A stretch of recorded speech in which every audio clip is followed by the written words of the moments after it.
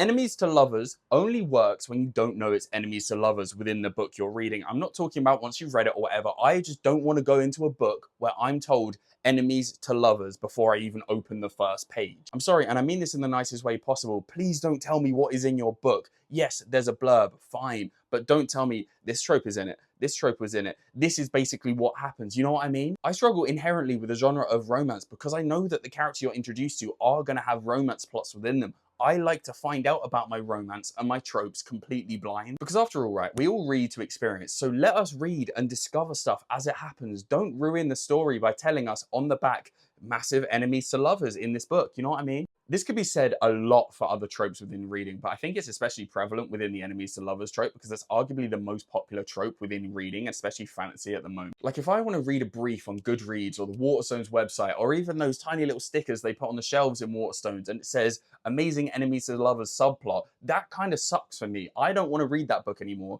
because you basically told me one of the key plots in that book. And it's hard because I'm not saying I don't like enemies to lovers. I actually think it's quite a good trope. But if I want enemies to lovers, I want to find out by reading rather than people telling me this is enemies to lovers. This isn't like when I went on about love triangles and I basically said, no, get them out of my epic fantasy books. If you've got an enemy and you've got a hero and you kind of make them fall in love, completely fine. Just don't tell me